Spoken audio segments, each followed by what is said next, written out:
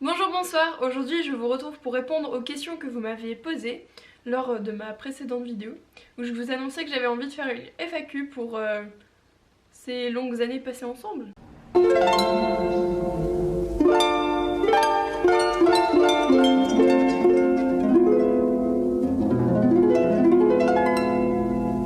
J'ai donc rassemblé les meilleures questions que vous m'aviez posées, j'ai aussi rassemblé celles qui se répétaient. Alors tout d'abord, on me demande quel métier veux-tu faire plus tard ? Bizarrement, j'ai l'impression que c'est la question qu'on adore me poser en ce moment, surtout après les fêtes de fin d'année. Bien sûr, j'adore les livres et tout ce qui est autour des livres, donc l'édition, le journalisme aussi. J'adore écrire, mais à côté, j'aime beaucoup les enfants et j'adore enseigner plein de choses. Et à travers les livres, enseigner quelque chose aux plus jeunes. Ensuite, on me demande si j'aime les adaptations cinématographiques de certains livres que tu as lus. Bah, c'est sûr que ce qui me vient d'abord à l'esprit, c'est Call Me By Your Name de André Aciman. J'ai même aimé plus l'adaptation cinématographique que le livre, mais après, j'ai vu le film avant de lire le livre. Pour en avoir discuté avec plusieurs personnes, c'est vrai que l'adaptation cinématographique a vraiment quelque chose de singulier et de particulier par rapport au livre. Et c'est vrai que souvent on entend dire de la part de lecteurs que oh, cette adaptation est pas du tout assez fidèle, c'est pas du tout ce à quoi je m'attendais, donc c'est pas bien. Et donc là, pas pour le coup, puisque l'adaptation cinématographique est quand même différente du livre. Mais justement, j'ai beaucoup aimé le parti pris du réalisateur. Sinon, autre adaptation que j'ai beaucoup aimée, c'est celle de The End of the Fucking World, qui est un livre graphique de base et qui a été donc adapté dans la série Netflix. Là encore, j'ai lu le livre graphique après avoir vu la série et j'ai juste adoré. Donc je sais pas s'il a été traduit en français, peut-être depuis le temps qu'il a été traduit en français. Et juste le dessin est incroyable. C'est tellement bien de retrouver les personnages après la saison 1. Surtout que j'étais en grand manque de James et Alyssa et que c'était juste trop bien de les retrouver. Ça avait été un super coup de cœur de mon année dernière. Bien sûr, il y a aussi À tous les garçons que j'ai aimé de Jenny Han.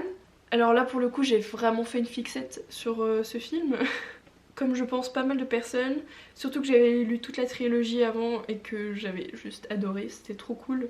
J'ai vraiment beaucoup aimé le film, surtout que je l'ai trouvé différent de certaines adaptations qu'on peut faire de romans adolescents. J'ai beaucoup aimé la photo, les couleurs, les acteurs du film. I'm sorry, I know you don't want to be here, and I know I'm not the cutest person ever, but I love you. Bon, promis, après je change de question, mais j'avais juste envie de rajouter Le Monde de Charlie de Stephen Chbosky que j'avais tellement aimé. Le roman autant que le film. Je n'arrive toujours pas à comprendre comment j'ai réussi à ne pas revoir le film ni relire le livre tellement que j'ai aimé les deux. Mais dans le film, tout est incroyable. Les personnages, les acteurs.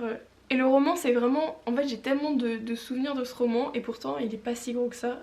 J'ai l'impression que l'histoire était énorme et en fait, quand je regarde le roman, c'est pas beaucoup de pages.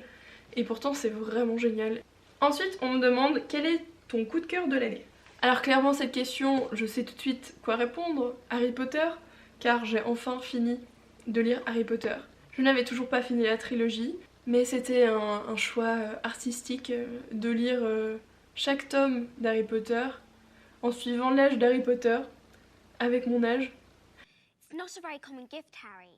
Et donc l'année dernière, j'ai lu le tome 6 tout début janvier, je pense, tout début d'année, et j'ai lu le tome 7 vers l'été. Donc certainement ça a marqué mon année 2019 et je pense que je mettrai en premier Le Prince de Sang Mêlé qui est mon préféré. Mais après si on parle d'autres romans un peu moins attendus que Harry Potter, j'ai adoré Brexit Romance de Clémentine Beauvais et de Hate You Give, qui était une de mes dernières lectures que j'ai tellement aimée et je l'ai lu en anglais et c'était vraiment un bon choix de le lire en anglais. Ensuite, quelqu'un qui m'est absolument inconnu m'a demandé quand est-ce que j'allais continuer Six of Crows et je lui répondrai qu'elle n'a qu'à m'acheter Six of Crows le tome 2. Ensuite, on me demande quelle est pour toi l'essence de la littérature. Eh bien, je pense que naturellement c'est d'avoir une histoire à raconter et d'avoir un impact sur le lecteur. Je pense que c'est la meilleure réponse que je peux donner. Ensuite, on me demande comment analyses-tu une œuvre littéraire. Alors pour être sincère avec vous, au tout début de ma chaîne YouTube, j'avais beaucoup de mal à avoir un avis sur les lectures. Souvent, en plus, je lisais les livres populaires entre guillemets après que tout le monde en ait parlé. Donc je savais à peu près ce que telle personne en pensait, telle autre également. Donc j'avais pas vraiment mon avis et je copiais pas sur elles, mais en tout cas je m'inspirais de leur avis pour avoir le mien, qui était pas vraiment très pertinent et vraiment profond. Enfin je sais pas si aujourd'hui on peut dire que mes avis sont profonds. Mais en tout cas aujourd'hui je peux vous assurer que mes avis sont les miens. Et je pourrais même rajouter que depuis mon bac de français, donc depuis mon année de première, j'analyse différemment un livre parce que j'ai adopté une autre manière en fait de voir ce que je lis, de comprendre ce que je lis. Si je devais avoir un conseil pour donner un avis sur un livre, entre guillemets, ça serait justement de donner son avis à chaud comme ça sur un papier parce qu'on réalise pas à quel point on peut être hyper spécifique dans l'heure qui suit, alors qu'une semaine plus tard, on aura omis plein de détails. Alors, ensuite on me demande quels sont les livres que tu attends le plus. Je pourrais y répondre le prochain livre de John Green, mais je crois qu'il écrit rien en ce moment. Mais c'est vrai que sinon je suis pas vraiment les sorties littéraires. J'ai tellement de livres à lire. Ensuite, on me demande quel genre de livre aimes-tu lire. Sans réfléchir, je réponds le contemporain et la romance. Mais c'est vrai que depuis qu'on m'a fait découvrir Six of Crows, j'aime bien de plus en plus la SFFF. Donc c'est vrai que j'ai envie d'approfondir ça cette année. Ensuite, on me demande quelle est la lecture qui t'a le plus marqué. Tous nos jours parfaits de Jennifer Niven m'a énormément marqué. Pour vous dire, j'ai vraiment l'impression de l'avoir lu hier. Mais après, bien sûr, tous les livres à peu près de John Green m'ont marqué. Surtout Tortue à l'infini. Quel est le personnage de livre qui te ressemble le plus selon toi? Définis-toi en choisissant 3 personnages. Donc j'ai noté pour pas oublier un savant mélange entre Greg Gilner de It's a Kind of a Funny Story de Ned Vizzini, Charlie de Le Monde de Charlie de Stephen Chbosky et Asa Holmes de Turtles All the Way Down de John Green. Would it be easier to attempt to fill out this paperwork or to just keep suffering and possibly die? Ensuite, on me demande quel est ton rythme de lecture en période de cours. Bah depuis l'année dernière et cette année, je garde quand même un bon rythme parce que j'ai des livres de cours à lire. Mais c'est vrai que sinon, je pense que j'arrive à lire au minimum 2 livres par mois. Après, bien sûr, ça dépend si j'ai des évaluations, si j'ai le temps, si je prends le temps de faire des vidéos. Ensuite, on me demande mon auteur préféré. En auteur étranger, américain, anglais, je dirais John Green. Et en auteur français, je dirais Clémentine Beauvais. Ensuite, on me demande l'univers livresque dans lequel tu aimerais vivre. Si j'étais pas une grande faussarde, je dirais dans l'univers de Six of Crows. Mais comme je suis une faussarde, je dirais l'univers de 4 sœurs. C'est une saga de Malika Ferjouk que j'aime, mais de plus profond de mon cœur. C'est une saga qui est connue, mais on n'en parle pas non plus excessivement, alors qu'on devrait, car c'est vraiment super cool. Ensuite, on me demande, la lecture est ta passion depuis combien de temps? Donc ça a commencé l'été, entre ma 6e et ma 5e, quand j'ai appris à lire. Un auteur dont tu n'as lu aucun livre, mais que tu adorerais découvrir, la plume. Alice Oseman. On me demande des podcasts sur des livres. Oh, c'est une chouette idée. Ensuite, on me demande, est-ce que tu m'aimes? Ensuite, on me demande, ta bibliothèque contient combien de livres? À peu près. Je sais pas du tout. Il y a quand même beaucoup, hein. Peut-être plus entre 200 et 300. Maintenant, avec mes livres en anglais, mes livres de cours, tous mes poches et tout. Ouais, peut-être 200-300. Ensuite, on me demande, booktubeur, booktubeuse à le conseiller. Ça tombe très bien qu'on me demande cette question, car j'ai fait une vidéo où je vous conseillais des booktubeurs qui sont plus connus que moi, donc vous devez sûrement les connaître avant moi. Mais en tout cas, je vous recommande fortement cette vidéo, car j'ai fait un peu quelque chose de différent. J'ai mis des moyens dans cette vidéo. Si vous aimez les booktubeurs anglophones, j'adore Ariel 17, vraiment, j'aime tellement ces vidéos. Ensuite, on me demande roman genre fantasy fantastique qui t'a énormément plu à me conseiller.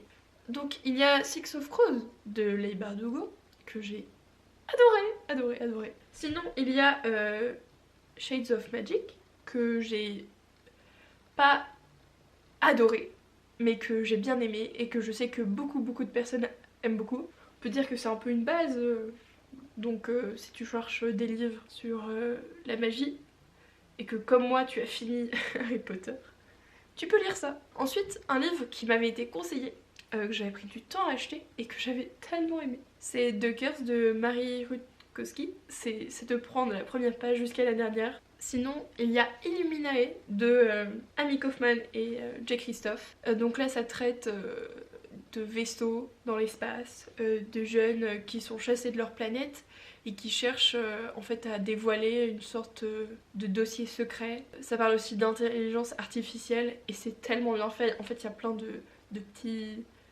petits bouts de dossier dans le livre et c'est juste trop bien, la mise en page est incroyable. Un classique qui t'a bouleversé, eh bien je pourrais vous conseiller L'étranger de Albert Camus. Ensuite, on me demande quelle série tu regardes. En tout cas, mes préférés c'est Gilmore Girls que j'ai enfin fini, Friends. Je peux aussi citer Peaky Blinders que j'ai découvert relativement récemment. J'aime bien les séries un peu rigolotes, du coup je dirais aussi Brooklyn Nine-Nine. Récemment j'ai vu Incroyable, et c'est incroyable. J'étais immergée dans l'histoire et j'ai pas pu arrêter de regarder cette série tant qu'il y avait encore un épisode après. Si tu devenais une hors-la-loi ou si ta maison prenait feu, quel livre emmènerais-tu avec toi? Pas plus de 3.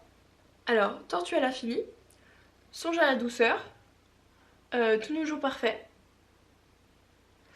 et Le monde de Charlie. Voilà, 3 livres. Pour la dernière question, dans un monde futuriste où les livres seraient interdits sous peine de mort, où les cacherais-tu dans l'armoire de Narnia? Eh bien je vous remercie pour avoir regardé cette vidéo. N'hésitez pas à réagir en commentaire en me partageant vos réponses et en me conseillant toutes sortes de livres, je n'attends que cela. J'espère que cette vidéo vous aura plu, je vous souhaite de très bonnes lectures et je vous dis à très vite. Salut! Eh bien je te remercie d'avoir regardé cette vidéo et d'être toujours présent et fidèle alors que cette année a peut-être été l'année la moins productive de cette chaîne. N'hésite pas à t'abonner, à mettre un j'aime, à partager cette vidéo. Salut!